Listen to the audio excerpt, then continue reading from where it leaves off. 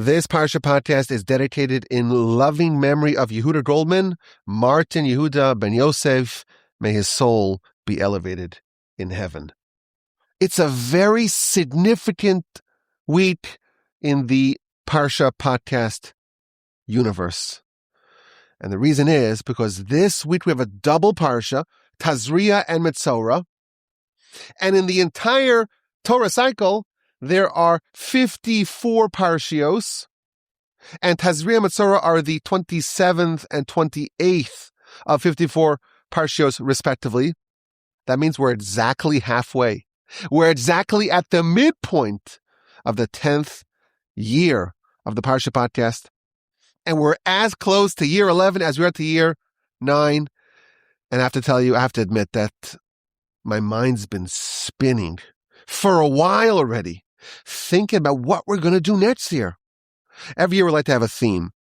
One year we did A and Q. That's a couple of years back already. Answers and questions. And then we did the exquisite insight. And then we said, well, Torah raises your IQ, and I did a question.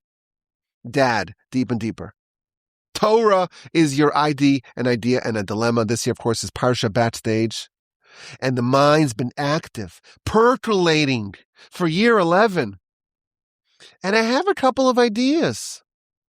So the team of writers and editors and executive producers, everyone in the writing room at the Torch Center here in Houston, Texas, we came up with an idea. I thought it was okay, but it was shot down. It was shot down by the Torch legal team and the Torch compliance team and the ethical review board and the council of sages. They said that you can't do it. It's too problematic. This is the Parsha podcast. This is one of the tentpole podcasts here at the Torch Center. You can't go too radical. It's too dangerous. It's too problematic. People will find it offensive. So I can't even tell you what it was. Should I tell you? Okay, I'll tell you. I thought it was okay, slightly inappropriate. They said it's too inappropriate. I'll tell you anyhow.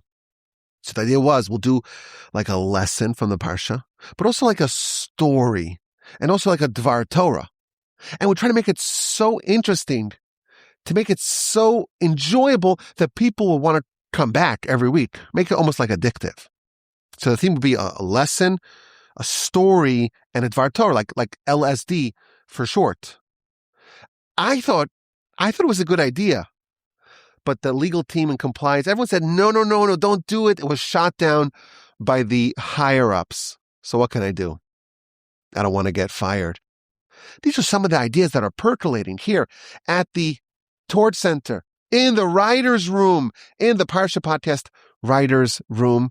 Maybe we'll do a survey. I don't know. Maybe I'll do a survey. If I do a survey, I'm going to include it in the description of the podcast. So check the podcast description. Maybe there will be a survey there. Maybe there won't. If there is no survey, just send me an email directly, rabbiwalby@gmail.com. We have a double Parsha this week, Tazria and Metzora, and it talks about purity and impurity of many different types. It starts off with the impurity brought about by childbirth. The woman has a baby. She becomes impure. How long does that impurity last?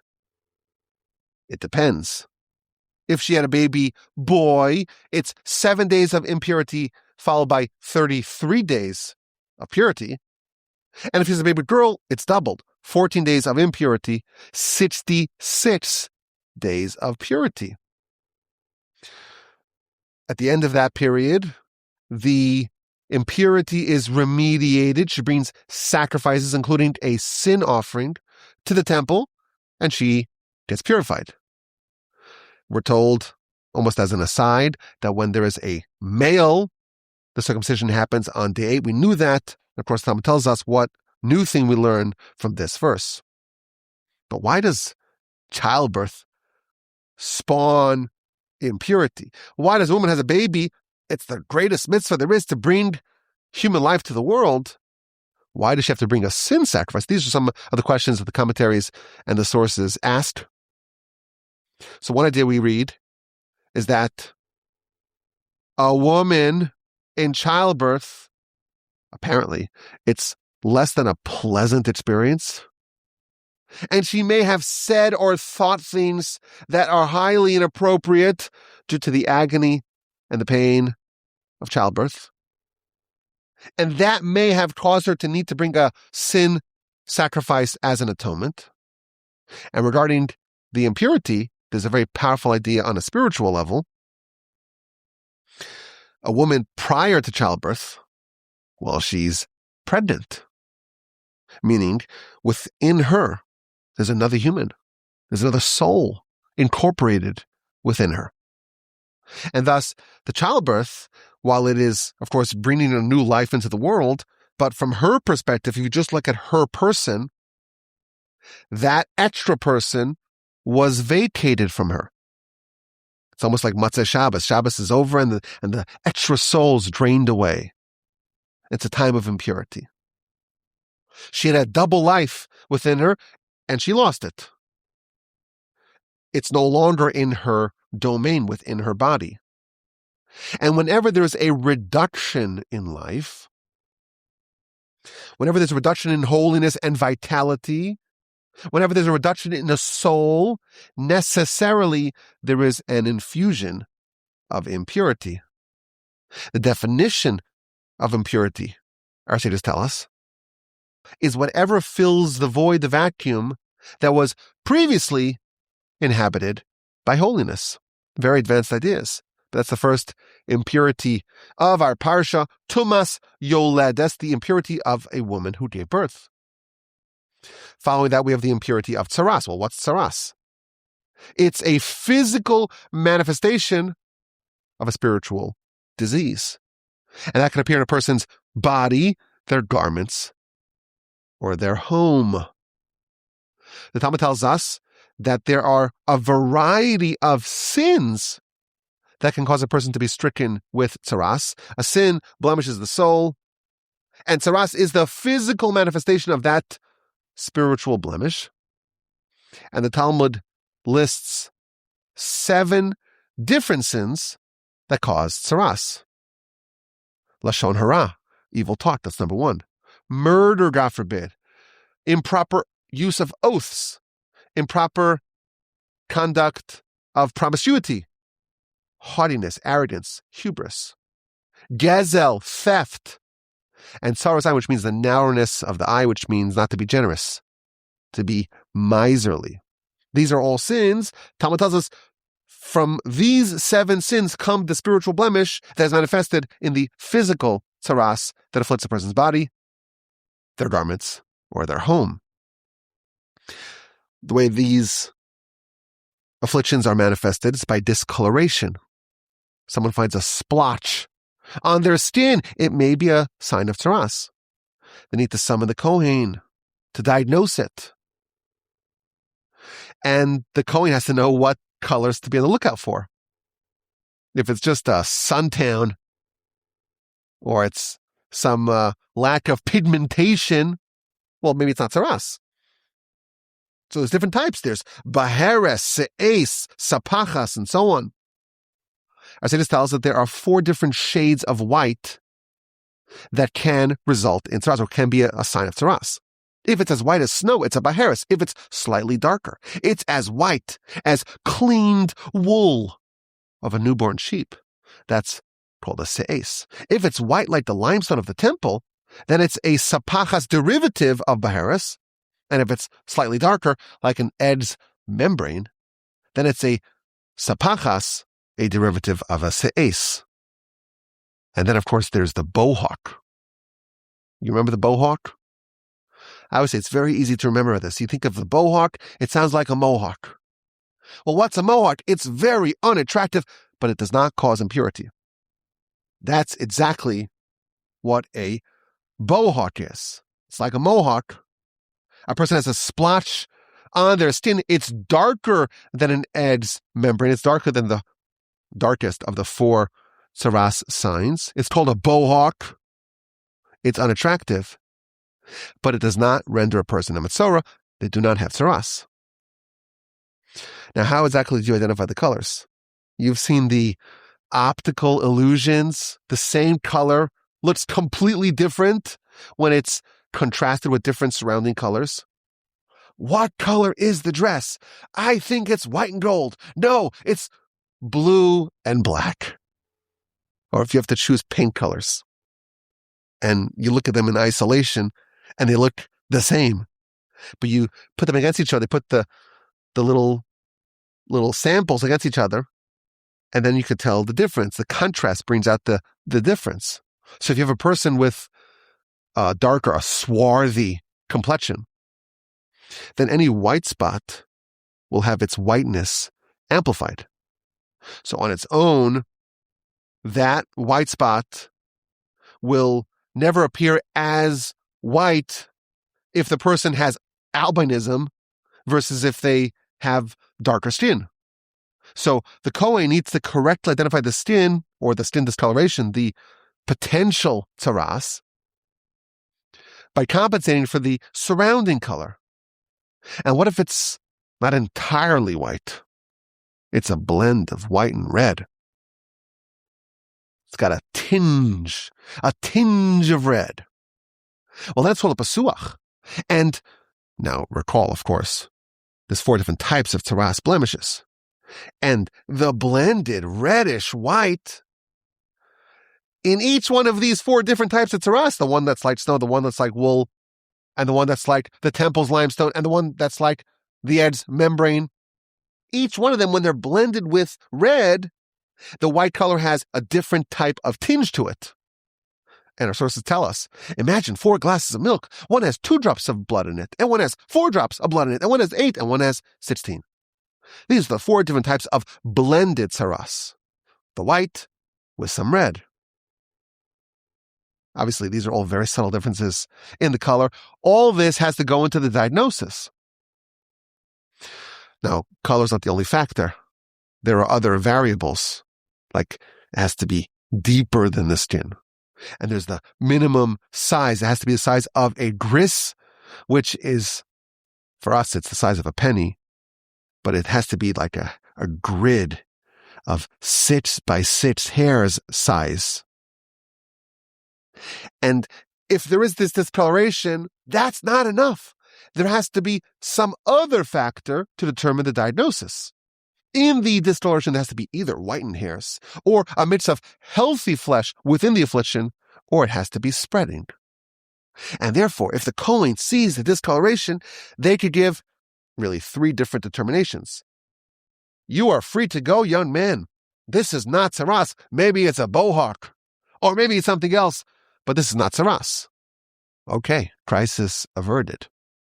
Or there could be a conclusive determination that this is tzaraas. It's the right color and it has that other factor, either the hairs or the mix of healthy flesh within the affliction. If you don't have those 2 factors, there can be a conditional diagnosis. You have to be quarantined for 7 days. After 7 days, we'll re-examine it. Did it spread? Did any white hairs sprout up? Is there an admixture of healthy flesh and the affliction?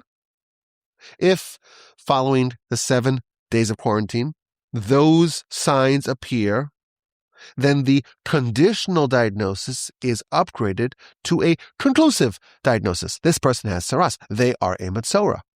If none of those 3 factors are present, they have a 2nd week of isolation. If after 2 weeks, none of those 3 signs appear, they are impure and sent home. These are just a small sampling of a loss. When the Talmud wants to talk about very, very complicated loss, it uses shorthand. It says negaim and ahalos, which means afflictions of tzaraas and the laws of impurity conveyed in enclosures. So we just got a small little sampling of all the different factors, but this is a very complicated set of laws. And then there's the burns, and there's the inflammations, and what about if it's on the head, or what if it's on the face? What about if the entire body's covered in tzaraas? Well, then, most counterintuitively, the person is pure. This is the general overview. Person has a discoloration. It may be a sign of tzaraas. Tzaraas, again, is a spiritual ailment that has a physical manifestation. It must be diagnosed by the Kohen, and it can only be remedied by a Kohen. There's no way to undo a state of tzaraas absent a Kohen. Now, what happens to the person if they receive the unfortunate news? You have tzaraas, or you have conditional tzaraas. They must go into seclusion. They must be quarantined. They must be isolated. They must go outside the camp. And they can convey impurity. And they are ostracized. No one's allowed to come next to them. They're excommunicated. They're forbidden to greet others. And they have to announce, I am impure, I am impure. They have to allow their hair to grow wild. And they cannot fix their garments. And they must cover their lips as a mourner does. This is what happens to a Metzora. And it's all designed to get our attention. When someone's veering off the path, in his magnanimity and benevolence, God tries to stop them. They're causing harm to themselves. They're causing damage to themselves. They have a little bell, a little wake-up call, a gentle nudge. Our sages tell us that first the tzaraas afflicts their home. It appears in their house, and it's a clarion call from God. Wake up. Make sure you recalibrate your decisions in life. Repent. If they don't listen to the gentle nudge, it gets a bit more aggressive. It afflicts their clothing. It's getting closer. If that fails to awaken them to the imperative to repent, it affects their very person. And the objective is, you're outside the camp. You're unwelcome in polite society. You cannot interact with people. It's a time for you to focus on what you did. To realize that the Almighty is trying to send you a message. He wants you to repent. He wants you to self-examine your choices. And hopefully, repent. And when you repent, you fix the spiritual disease. And with that, the physical manifestations of that disease will go away too. And Parsha Metzora, which is the second half of our double Parsha, it details the very complicated means by which a Metzora becomes pure. He has to take an earthenware container, place water in it, 2 kosher birds. The healthier, more robust of the 2 birds is slaughtered right above that pitcher, that container of water, and all the blood collects in the water. And they dig a hole right in front of the person, and they bury that slaughtered bird right in front of the Metzora. And they take a cedar stick and a hyssop and a crimson strand of wool.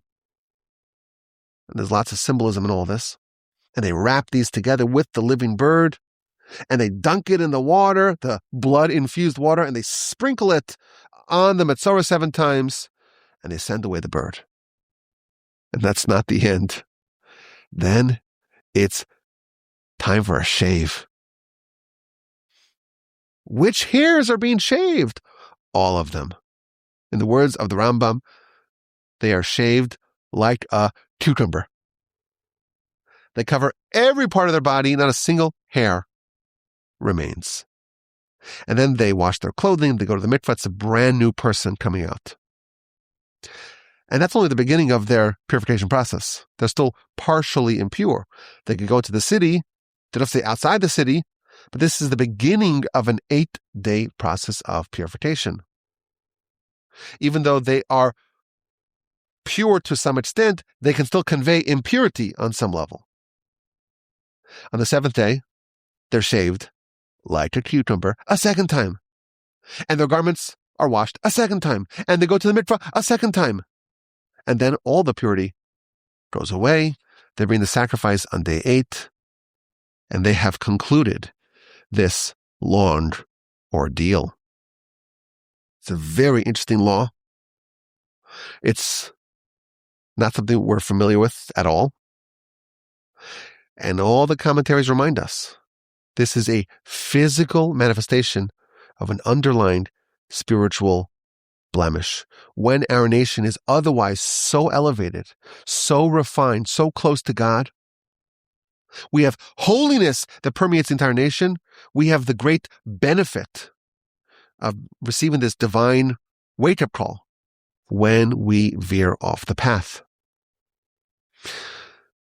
The double Parsha ends with some more laws of impurity, the laws of a tumas teri, that's impurity coming from a seminal emission, the zav and the zava, these are various other emissions.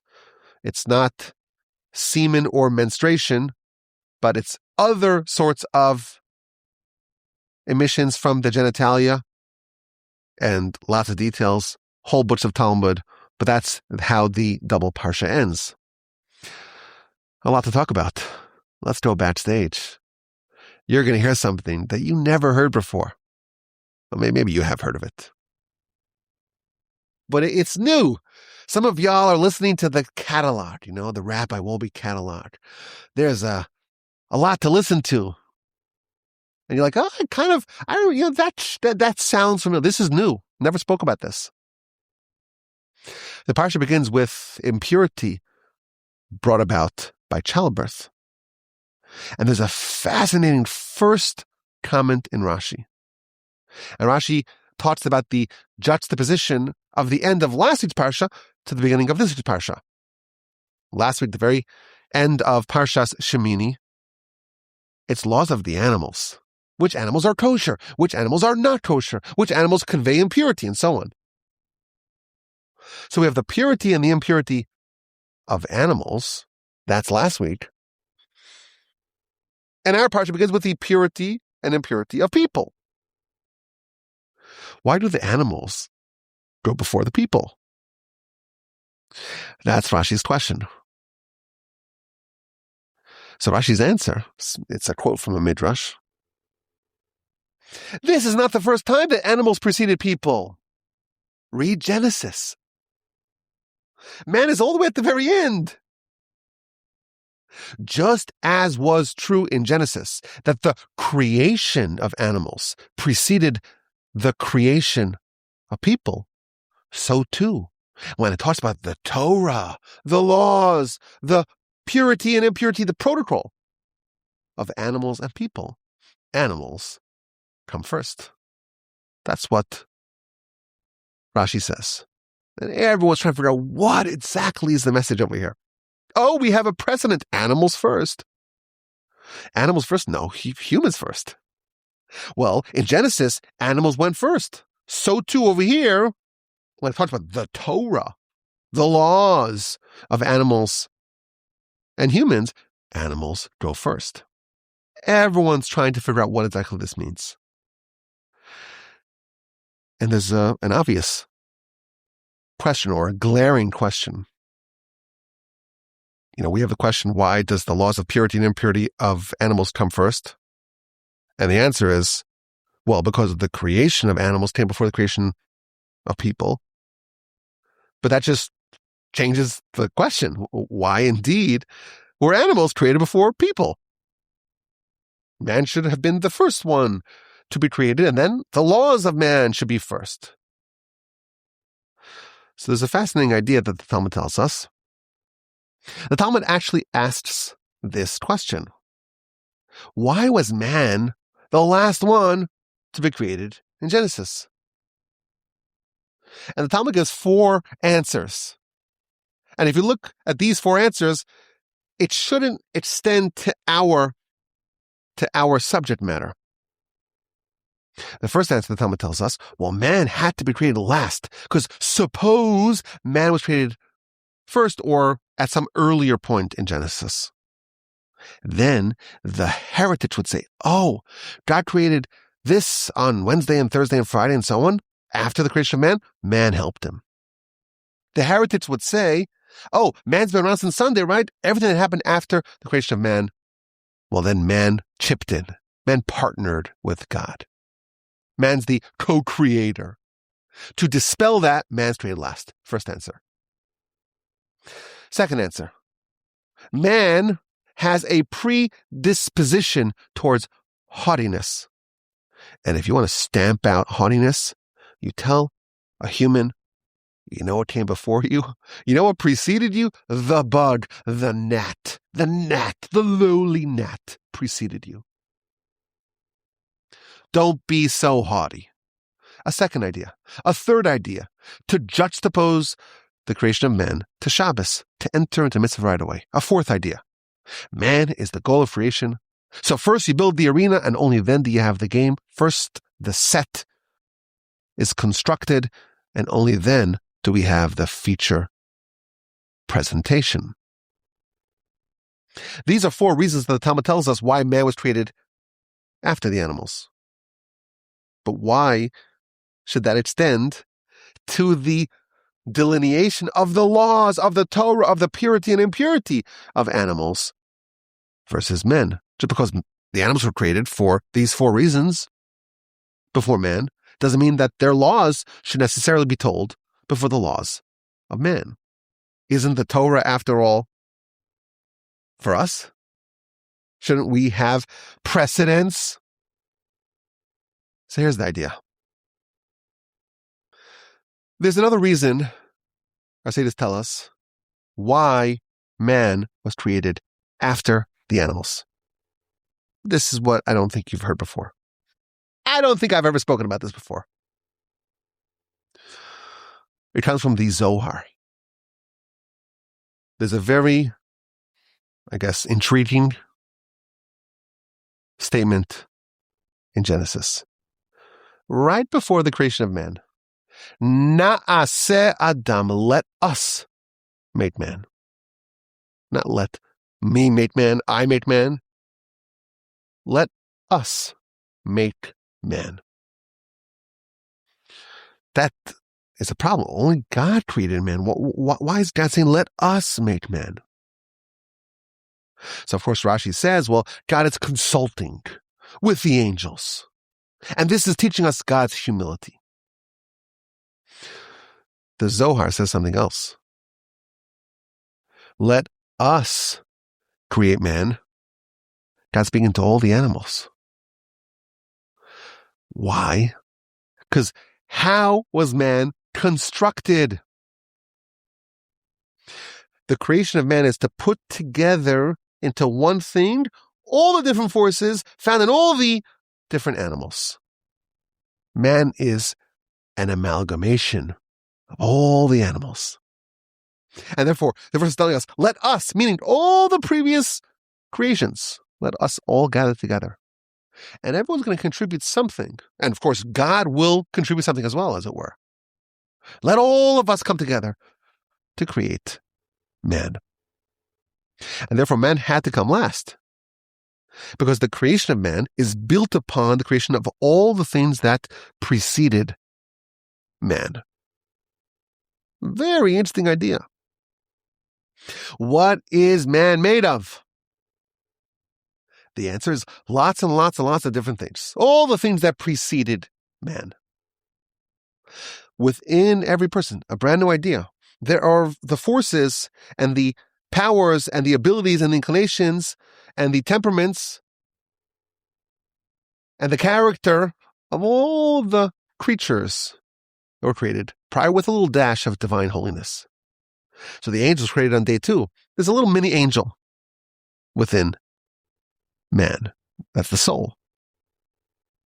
And the animals were created on days 5 and 6. And each have their different character and the different temperament, the different nature. And when God created man, he implanted elements of all the different creatures and animals and angels within man. So man is the grand amalgamation of all the creations that preceded him. And that's why chapter 1 of Genesis ends, Vayar Elokim es kol asher asa. God saw all that he had made, and behold, it was very good. Within a human is all that God had made. Now, this idea will explain a phenomenon we find all over the Torah. There's so many sources that tell us to take a page out of the book of animals. We find so many lessons to learn from animals. For example, chapter 5, Pirkei Avos. Havi oz kanummer. You should be brazen like a leopard, and light like an eagle, and run like a deer, and be as mighty as a lion to do the service of God. What that's telling you is that find the lion within you, find the leopard, find the eagle, find the deer, and that's how you serve God, by employing the forces within you.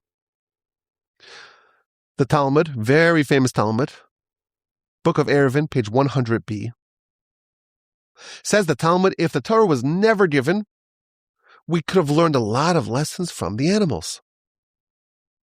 We would learn to mimic the cat and be modest. The cat, you never see the cat go into the bathroom. It's always hiding. And it's always covering its waist. That's a sign of dignity, of modesty. We can learn modesty from the cat. And we can learn integrity from the ant, because they don't steal. They each stockpile all their food for the summer, for the winter, for the hibernation period, and everyone respects everyone else's property. And fidelity, we learn that from the dove, because they find one spouse and they stick to them.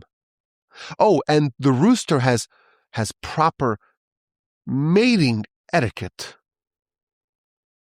We learn all these lessons from animals. What does this mean? We're emulating animals? According to the Zohar, a very fascinating idea. All of these animals are forces that exist within a person. And because man is a creation that incorporates all of these other forces, one way to train yourself is to identify the qualities of each one of these animals and know when the right time to unleash, to deploy, to promote each one of those qualities yourself. Our sages tell us that man is a mini world, olam katan, a small world. There's new meaning to that idea. Within a person, you have unlimited possibilities, because all the characteristics, all the temperaments, all the behaviors of all the animals are all within a person. And if a person knows exactly when the right time to be like a lion is, and when the right time to be like a leopard is, and when the right time to be like a cat is, and when the right time to mimic a rooster is, and when the right time is to be like an ant, and like a deer, and so on, or the whole world within them, but they know when to mobilize each one of these forces in accordance with the will of God, then they're behaving in a very proper way. There's a little dash of a lion within every person. And you have to employ that mightiness for the service of God. And there's the brazenness of a leopard. That too is a force found within man. You have to know when to use that. And the tendency towards modesty of a cat, and the fidelity of a dove, and the honesty and integrity and work ethic of the ant. And there's more. The Talmud tells us that sometimes, you have to be as cruel as a raven. I guess ravens are cruel. And when cruelty is called for, you have to harness your inner raven. What about when there's an opportunity to do a sin? This is not the Talmud. This is me adding some color here. Sometimes you have to harness your inner sloth. Ooh, there's such an exciting opportunity to sin. I'll get to it eventually. Be lazy, then targeted laziness. That's the best time, the healthiest time, the proper time to be lazy. And when there's an opportunity to serve God, you have to fight that laziness. You got to marshal and mobilize the ferocity, the might of the lion, and the speed of the deer, and the brazenness of the leopard, and the elevation over obstacles of an eagle. We think of a snake as a bad animal, as a cruel animal, as a wicked, evil animal. We have a eternal blood feud with this animal. But the Talmud does say that sometimes you got to be a little snake-like. Call Talmud Chacham, any Torah scholar that does not avenge like a snake is not a real Torah scholar. That's what the Talmud tells us. Even the worst force, the prototypical, archetypal example of evil, even that is a force within you. You have to know when to deploy it. Well, there's a proper time and place for that force to be unleashed. We have all the tools. We have to know when the right time to promote, to activate each one of these characteristics is. And we have to be like the master, the puppeteer over ourselves to know when the right time, what's the right time to deploy which characteristic, which animalistic attribute. Man could be a conductor of an enormous symphony. You have all the forces available. You have to understand when is the right time to mobilize, to trigger, to activate, to deploy each one of these characteristics. We have the laws of purity and impurity of animals. Animals don't have the ability to change. The animal is the animal. It's either kosher or not kosher. You have the cow and the sheep and the goat and the ram and the lamb and the deer. And these are kosher animals. And they're always kosher and always will be kosher. And then we have the horse and the lion and the hippopotamus and the camel. There's a long list of animals that are not kosher. Animals, their kosher status, their purity status is fixed. There's no variability. They don't have ups and downs. Their purity cannot be changed. Man's like a yo-yo, a seesaw. Sometimes pure, sometimes impure. Sometimes the purity is a big purity that could cause further impurity, and sometimes it's a more minor impurity. So many different levels of impurity. And how each type of impurity is addressed. Man's very dynamic, always changing. We have the ability to choose which characteristic to employ. When we adopt the ways of the serpent, in the improper instance, for example, the serpent is the one that spoke evil talk. The first to be stricken with tzaraas, our sages tell us, is the serpent, is the primordial serpent of Genesis. And the scales on the skin of the snake, says the Midrash, that is tzaraas. The first to speak evil is the serpent. When a person becomes impure, why are they impure? Because they unleashed their inner serpent improperly. This was not the case where they had to avenge like a serpent. And somehow, in some capacity, we don't know how, but we do know how actually. But unfortunately, they allowed a rogue manifestation of their inner serpent. And that's how they became impure. And this is going to teach us a completely novel and profound understanding of the first comment here in Rashi. Man was created last. Why? Because he is an amalgam of all the animals, all the creations that preceded him. And the purity and impurity of man also comes after the purity and impurity of animals. What is the definition of impurity? The definition of impurity is the incorrect manifestation of a certain animalistic force embedded within a person. This was not the right time to do this, that, or the other. And therefore, they become impure. And when they become impure, they have to remedy it. And how do they remedy it? That's what our Parsha is telling us. We have a whole list of sins that a person can potentially commit and get tzaraas. It's a whole laundry list.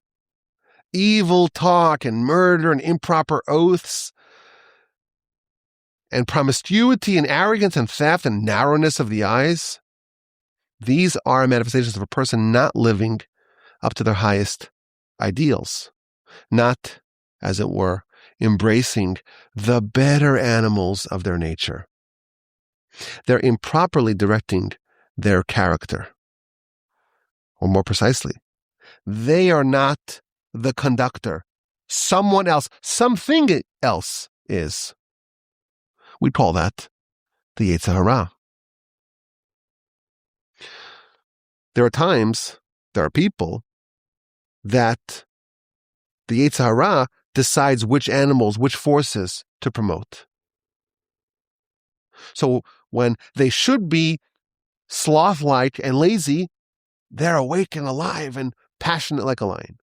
And when it's time for action, to serve God, they become lazy. All the tools are there at your disposal. The question is, who is in charge of pushing the buttons? And a sin and impurity is a result of the evil inclination. That's what's pushing the button. The serpent and its venom coursing within us is deciding what the proper course of action we should take is. And our Parsha, God in his magnanimity, he gives us a little nudge, elbow in the ribs. And you see a spot on the house first, then the garments, then on your person. It's a great gift. God does not want to punish us. He wants us back on track. And we go to the Kohen, and if we have the unfortunate diagnosis, we have tzaraas. You got to go outside the camp. And you have to be like a pariah, expelled from the community, unwanted. But this could be very productive. Not because this is where you need to be, but because this will help you get back on track. The Talmud tells us that Elisha made a mistake. Elisha had a misstep. In the story of tzaraas, Kings 2, Naaman, the general, he has tzaraas. Go to Elisha. Elisha, he can't help me. He goes to Elisha. He's persuaded to do that. Go 7 times in the Jordan. That's ridiculous. He does it. He becomes purified. And he acknowledges that there's no God like the God of Israel. And he wants to give Elisha a gift. Elisha says no. He insists. Elisha demurs. And then Elisha's attendant, Gehazi, chases the general down. Oh, Elisha changed his mind. And he receives and pockets the tribute. And Elisha punished Gehazi.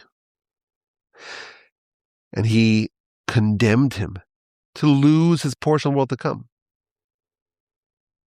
And he condemned him that the tzaraas of Naaman will be applied to Gehazi permanently, to him and to his children. And the Talmud tells us that Elisha went too far. Because a person should always bring close with the right hand and push away with the left hand. How do you treat your children? How do you treat your charges? With the right hand, you bring them close. With the left hand, you push them away. Not like Elisha, says the Talmud, Sanhedrin 107b. Not like Elisha, who pushed Gehazi away with both hands. There's a very interesting description here of tzaraas and of a right and left hand system. Elisha should have pulled his student close with the right hand and pushed him away with the left hand. But he pushed him away with both hands. What's the insight over here? So simply put, you and I would say, well, the right hand is dominant, so it is stronger, and therefore you should more strongly pull a person closer, a student or a child closer, than you are pushing them away. But if it's just strength, and there needs to be some clarification. If there's benefit in pushing someone away, why not do it with full force? And if there's no benefit, well, why do it at all, even with the left hand? I want to suggest the right and left hand here is not necessarily a measurement of intensity, but it's a question of what's the goal and what's the tactic to bring about the goal. What you actually want, the goal, is what you do with your right hand. And the left hand is there to facilitate that. It's a tactic to help you achieve what you want to achieve. You facilitate the agenda of your right hand with your left. Tzaraas is supposed to be something that you push away with the left hand. When someone gets tzaraas, they're being rejected. That's supposed to be with the left hand, meaning the goal of someone receiving tzaraas is that they learn the lesson and they undo it, and they come back to the good graces of God and of society. But Gehazi, he was condemned to eternal tzaraas. And that means that it was not only a tactic, it was a goal. And that's what it means that Elisha pushed him with two hands. As an example, there's a verse in Proverbs, Orech yamim biyamina, long days in its right. In its left, wealth and honor.